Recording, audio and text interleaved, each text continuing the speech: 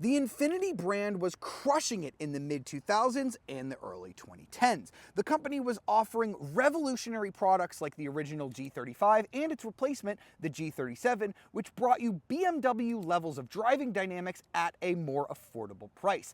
Even the company's SUVs were revolutionary. You had the Infiniti FX, which does not get enough credit for being the vehicle that actually started the SUV coupe trend. And these great products were reflected in their sales. Infiniti actually outsold Acura for a year or two, and then for one single year, it actually outsold Lexus as well, which is a big deal.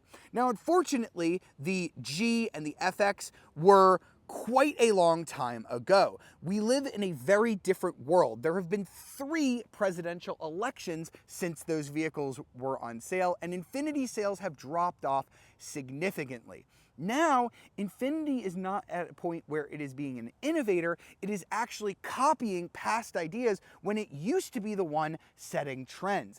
This vehicle that I'm reviewing today is the perfect example. This is the Infiniti QX55. It is a coupe version of Infiniti's compact QX50, which is their entry-level model.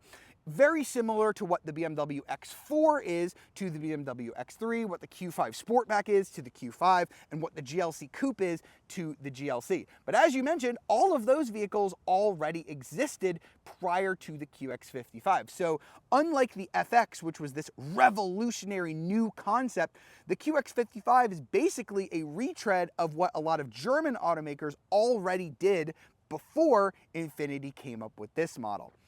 Now, this vehicle is kind of responsible, in my opinion, for what is happening with the Infiniti brand today. So we're going to review this car, see what's good about it, what's not so good, and we're going to find out what has gone wrong with the Infiniti brand.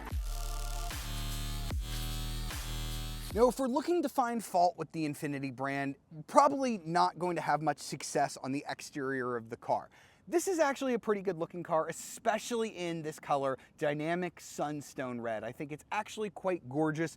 I never had a problem with how the QX50 looked, and the QX55 really doesn't take away from that. Even though I'm not the biggest fan of SUV coupes, I think this is one that is executed quite well.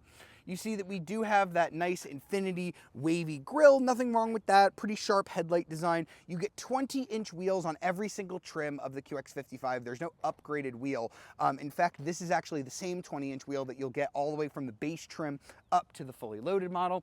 You'll see that the biggest difference between this and the QX55 happened with the roofline. It kind of curves back in a coupey manner. They've really said that this harkens back to the old FX, the vehicle that I mentioned in the opening. And I'm gonna go ahead and show you these two vehicles, the side profiles, side by side, and you can tell me whether or not you think they look the same.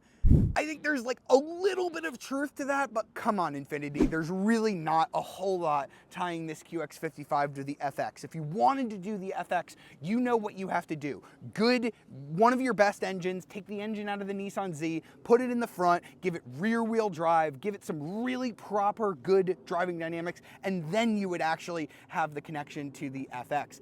Here at the back, again, we have that SUV styling that looks like a coupe. You can see a little bit of element like in the taillight of the old Q60, which is now discontinued.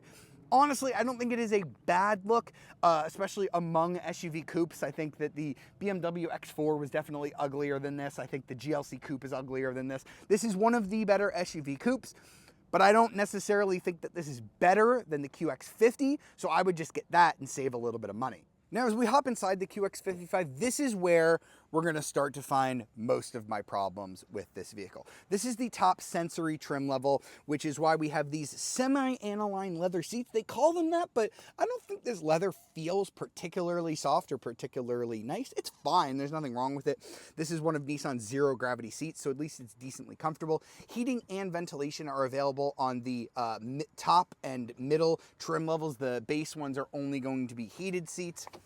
And as we explore the rest of the interior, what we are about to find is just dated, if I'm being honest. There's just not a lot here that feels new. We've got a tiny 8-inch screen up here, which is the same size that you get in a Toyota Corolla these days, and it really only does two things. It can be a map, or it can be your Apple CarPlay, which is wireless. Android Auto is wired only. So it only does two things. I mean, it can also be your 360-degree camera, so I guess technically three things. But as you can see, this is not one of Infiniti's newer camera systems. It is very low resolution. It has the big stitch marks on it. So that is definitely not a new piece of technology there. We do have a second screen, so I guess total screen real estate is fine. But as you can see, the graphics from this screen are not the same as the ones on this screen. And this screen really doesn't do all that much either. You can have your main menu, so you can input your addresses here, and then they'll pop up there if you want to use the built-in GPS. This handles your climate, although you do have all of your buttons right around it, so you don't really need this screen for anything. Pretty much everything is handled by a button, except for the heated steering wheel, which I believe can only be activated on this screen. And then you can have your audio information, so I guess you can have your CarPlay running here, and then your audio information down there, which is kind of nice that you get kind of this split screen. But come on, nobody looks at this today and says, oh yeah, that's modern. You also have analog gauges with a small helper screen there in the middle. And honestly, if I were to look at all of this, and then I were to take you out of this and then sit you in the new Nissan Murano that recently came out, 100 people out of 100 are going to tell you, if I just covered up the badges, that the Murano was actually the Infiniti and that this was the Nissan, because this is just so out of date. Whereas the Nissan, the Murano, is actually pretty updated, and it actually has the same engine as this, but with a better transmission. But we'll talk about that a little bit later. Other things to speak of, we do have a Bose 16 speaker audio system. It's fine. It's definitely not the best luxury system that I've heard, but it's fine. And then they chained up the center console just a little bit here. We have cup holders here, and then we have a wireless charger here with a USB and USB-C right here. So this is fine for putting a phone. It's a little bit more space than I think this vehicle used to have. We do have some drive modes that don't change the driving dynamics that much. And then we do have this rotating controller too, if you don't want to use the touchscreen. I actually find that this is pretty decently easy to use, especially with CarPlay. You just kind of twist it, and then you can click, and then you don't have to like reach up and use CarPlay. I find it to be pretty decent, if I'm being honest, but I sometimes also forget that it's there because this is a touch screen as well, so it serves a purpose if you can remember to use it. And then all QX55s are going to have a sunroof. It's not a panoramic because I guess that would be too hard to do with the curved roof line, but it does at least have a sunroof standard. If there's one area where the QX55 actually excels, and I really do mean excels, it is rear legroom. You get 38.7 inches of legroom here, so almost 39 inches. That is class leading. I don't think there's anything else in this compact luxury class that can beat the QX55. So there you go. If you just want the max rear legroom available in this class, this is the reason to buy a QX55, people. No other reasons besides that I have spoken of. Now, you actually even get sliding and reclining, which is a rare feature in this segment. A lot of these seats are just fixed. So, and when I tell you that you can slide and recline, you can really slide this thing. Look how far up that seat goes compared to that one. So if you have a car seat here and there's no legs, you can slide that up, and now you're going to get a ton of extra trunk space as well, which is really nice. You do also get your air vents down here. You have your own climate controls, which are only available on the top Century trim. You also have some USBs and heated seats back here. So I do genuinely say this, that the back seat on this is really good. And while the trunk space is not as impressive as the rear legroom, it's really not bad. I'm not gonna lie.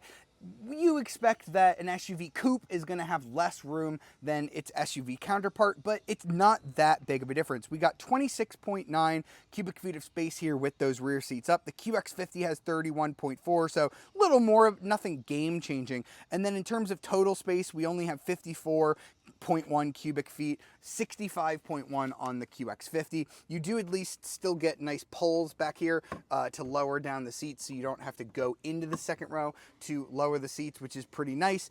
And we do have a little bit of storage underneath here, which is big enough for my backpack here. So those are things that you don't always find even at this segment. I believe that the BMW X3 does not have these here in the trunk, and that is a much more expensive vehicle. Although you can see this seat didn't fold all the way down because I have my driver's seat in a certain position.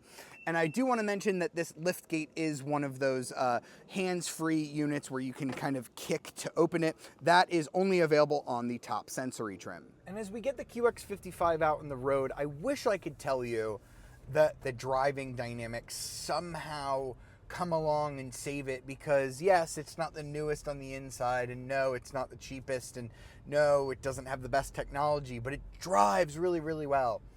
I wish I could tell you that, because even here, there were quite a lot of problems. And honestly, I kind of just want to demonstrate the first one to you by slamming on the throttle. Rev it up, and here we go.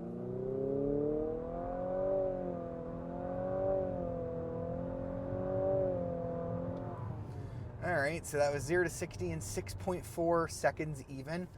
And as you heard, the engine was kind of going so that is because this car has a continuously variable transmission. That is the big talking point, always has been with the QX55 and the QX50 on which it's based. And you'll probably won't find a bigger CVT defender than me. I do think that they serve a purpose. I think that there's nothing inherently wrong with a CVT. No, they're not sporty, but in a Honda Accord or a Toyota Camry or, a vehicle of that nature, they're fine. They do the job. They put the power down to the road. They're actually very smooth. In some ways, they are better than a geared transmission. But in a luxury product, in a product that claims to have some element of sportiness and premiumness to it, not so much. Now, this CVT does try to be a geared transmission. In fact, it even has a manual mode, and I can shift it with the paddles on the wheel, and it does actually shift gears. It does a decent job faking it. It just, every once in a while, it doesn't act responsively, or it forgets that it's trying to be a transmission and just pretends to be a CVT again. It just reverts back to being kind of this whiny, groggy sort of mess. And it's just not something that screams premium to me. And it's not like, I know a lot of the vehicles that this car competes against. The BMW X3 has a geared transmission. The Audi Q5 has a geared transmission. Now, the Lexus NX, if you get the hybrid version, does not have a geared transmission. It actually has a planetary gear set that doesn't even do all the gear shifting, fake gear shifting, that this car does. So that's a premium product, and that works. So what's the problem here? It's just, that's a hybrid, and it gets really good fuel economy. The part about this QX55 that I don't get is it doesn't get great fuel economy. We're getting 22 in the city, 28 on the highway, and 25 combined. The Lexus NX is a good 15 mpg better than that. So there's a reason why you're sacrificing kind of the sportiness of having a geared transmission. In this, what are you getting? You're not really getting performance at 6.4 seconds to 60, although maybe that's a little quicker than an NX hybrid. I haven't tested one of those in a while.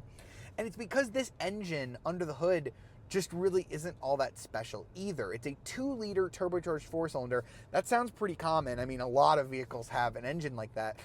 But this Nissan Infiniti engine is very interesting. It's a variable compression engine, so it can actually change from high compression to low compression. And the benefit of that is supposed to be that you get really good power when it can run a certain compression, and then it gets really good fuel efficiency when you're not on the power. So it's kind of the best of both worlds. But I never really found that to be an accurate statement, because I just talked about the fuel economy.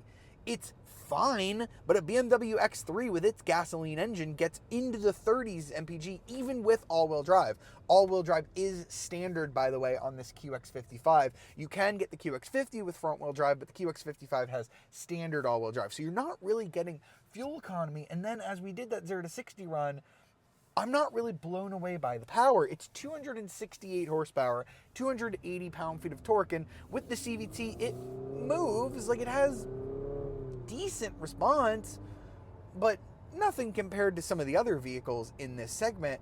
So I'm left to wonder, why did they add all of this extra complication if you were only going to give us 268 horsepower? You were only going to give us 25 mpg overall. Neither of those numbers justifies the added complication of this variable compression engine, at least in my opinion.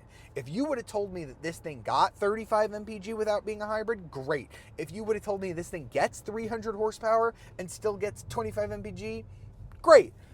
But it doesn't really do either of those things. And it's not like the rest of the driving experience is somehow really good. The steering just feels completely weird and artificial. The brakes are squishy. The ride's fine. Like, there's nothing bad about the ride. It's not like an uncomfortable car. I'm not going to go ahead and say this is the cushiest thing ever. It's maybe a little bit more comfortable than the last Mercedes GLC I tested.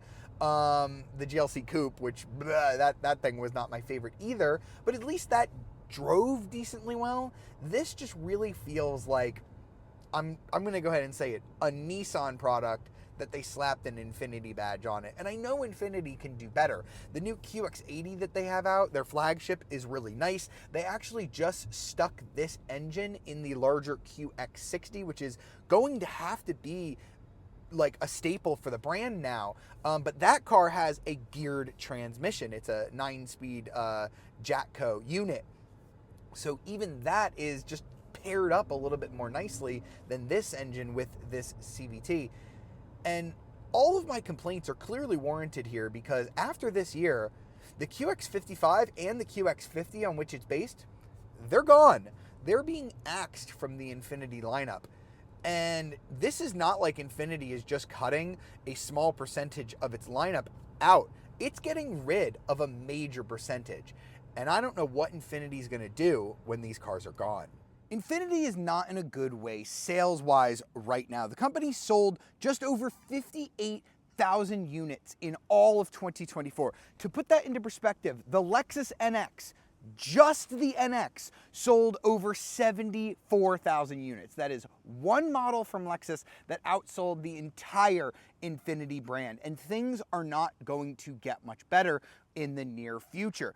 After December of this year, so starting in 2026, you will no longer be able to buy the QX55 or the QX50 on which it is based. Now, last year in 2024, the QX50 sold 10,722 units. That is one of their better selling models. Now, the QX55 did not fare as well. Only 3,721 people took home a QX55. So this really is an afterthought in the Infiniti lineup. You can't keep a model like that around for very long when it's selling in such low numbers. But here's the big problem that I see. If you combine the QX50 and the QX55, which are both going away after this year, that is nearly 25% of Infiniti's 58,000 unit volume gone, wiped from existence. A quarter of all of the company's sales will be gone, and they need to find a way to replace it. Now, they do have some EVs coming out, but we know that those are not big sellers unless they have a Tesla badge on them. And they do have another model called the QX65, which has been in the works for quite a while. I believe that's basically going to be a similar thing to this, but based on the QX60, it's going to be a coupified version of their bigger 3-row SUV. That's just not going to do it either. You saw this only sold 7,300 units. The 65 is not going to outsell the QX60, which is going to be their best seller by a mile next year. So I really don't know what the path forward for the Infiniti brand is once this car and the version and the vehicle that it's based on finally do go away. And maybe you'll be able to get a deal on one of these because they just want to get rid of them. But if you just look at the MSRPs, it's not great. The base Luxe trim starts at $50,150. So this is not an inexpensive vehicle. I think you probably want the Essential trim just to get like the bare essentials of what a luxury vehicle should have. $55,100 gets you a surround view camera, traffic sign recognition, ventilated front seats, and rain sensing wipers. I mean, these are all things that like a Hyundai Tucson has fully loaded. And then this sensory trim that I've been driving is $58,650. I really don't think it's worth the extra $3,000. You get some nicer wood trim, ambient lighting, you get the head-up display, you get a automatic lift gate, you get the semi-aniline leather that I don't feel is that premium. premium, and then you get the heated rear seats with the rear climate. And even with all that, and then this car has like a couple extras that pull it up to about $62,000. I just can't justify that price. It's a good looking car. It has a big back seat. It actually has a decent amount of trunk space for an SUV coupe, but there are just many, many better options out there. And I know from the company's history that Infiniti can do much better. Let me know in the comments, was I too harsh on the Infiniti QX55, or do you actually see a lot of value in this? And let me know where you think Infiniti needs to go in the future. In my personal opinion, I think that they need just a total rethink of the brand. They got to go back to what made them really special in the 2000s with vehicles like the G37 and the FX37.